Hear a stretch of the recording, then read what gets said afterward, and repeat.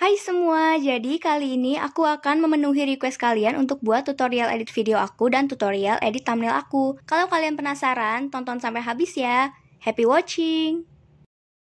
Untuk edit video, aku cuma pakai aplikasi InShot. Langkah pertama yang aku lakukan yaitu mengimpor video. Nah, aku impor videonya tuh secara urut ya dari awal biar nanti nggak usah ngatur-ngatur lagi. Setelah terimpor semua, aku edit satu persatu videonya. Fitur yang pertama aku pakai tuh biasanya trim. Dia tuh gunanya untuk mangkas bagian yang pengen dihilangin di akhir atau di awal video. Aku juga sering pakai fitur split, jadi dia tuh gunanya untuk mangkas bagian yang ingin dihilangin di tengah video.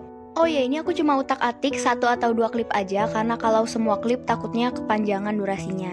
Dan aku mau minta maaf kalau suara aku kurang enakin karena aku habis minum es, jadi agak aneh suaranya. Nah, setelah di split, aku tinggal pangkas videonya lagi pakai fitur trim.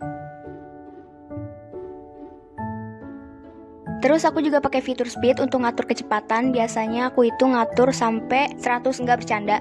Biasanya aku ngatur kecepatan tuh sampai 2,0 atau untuk lambatan sampai 0,5.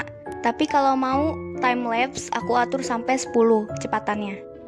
Setelah itu aku juga atur volume. Kalau aku lagi gak mau pakai suara di videonya, tentu saja aku matiin jadi 0. Tapi kalau misalkan videonya berisik nih suaranya, tapi aku tetap mau pakai suara ya, aku kecilin jadi 20 misalkan. Tapi kalau aku lagi mau pakai suara kayak ASMR gitu, aku 100-in. Kadang-kadang aku juga pakai fitur crop. Dia tuh gunanya untuk motong atau ngehilangin bagian yang gak mau kita tampilin dalam frame. Jadi kayak motong gambar aja gitu.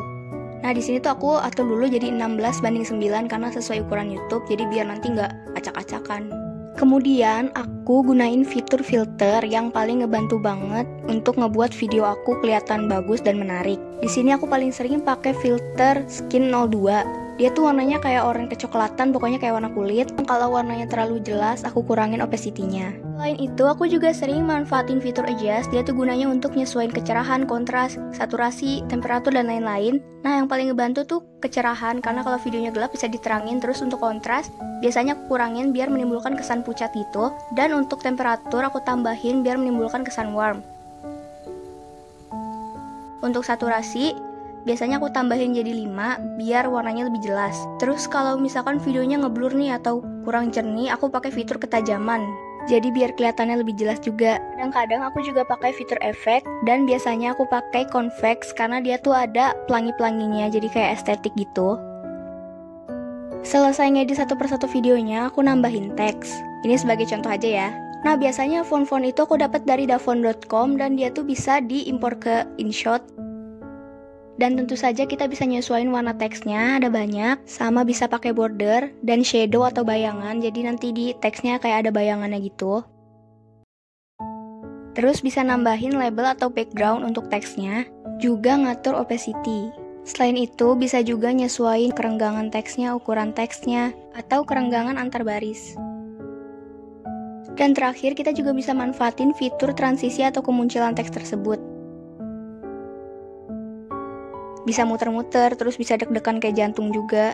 Nah, dulu tuh sering banget aku pakai stiker. Biasanya aku pakai stiker tuh dari InShot-nya langsung, dan di InShot juga ada animasi. Tapi kalau mau pakai stiker yang lebih banyak lagi, biasanya aku impor dari PixArt.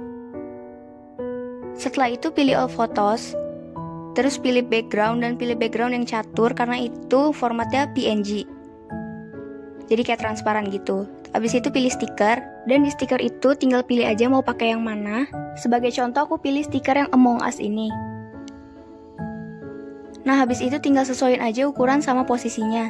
Setelah itu tekan checklist dan save. Kalau mau cari stiker sendiri juga bisa, biasanya aku pakai keywordnya itu aesthetic brown, aesthetic 90s, dan lain-lain. Prosesnya sama aja kayak tadi, tinggal atur posisi dan ukuran lalu save.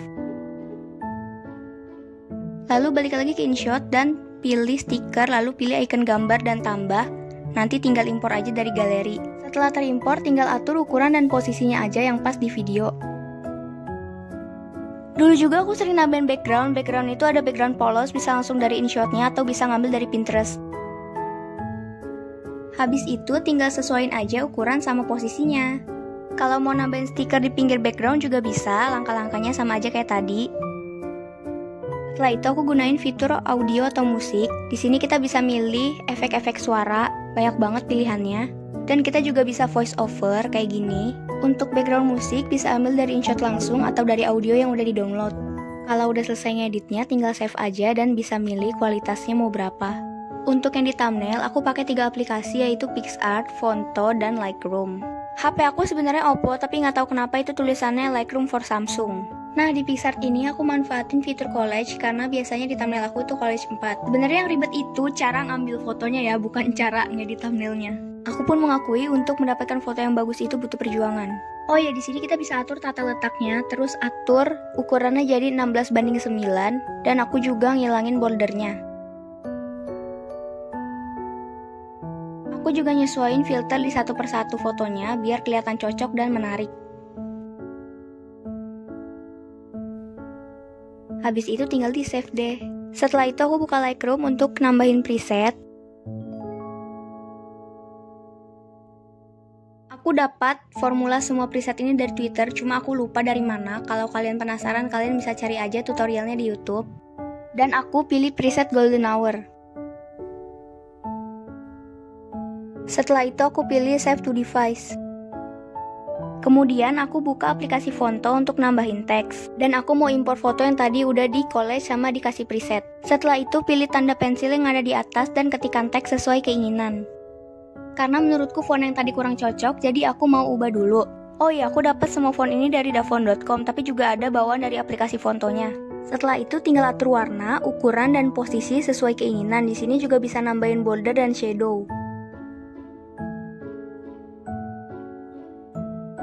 Habis itu tinggal di save deh. Nah, kalau mau pakai stiker di thumbnail juga bisa. Caranya itu kita import dulu foto yang mau kita jadiin thumbnail ke PicsArt. Habis itu cari stiker yang cocok. Langkah-langkahnya sama aja kayak tadi ya.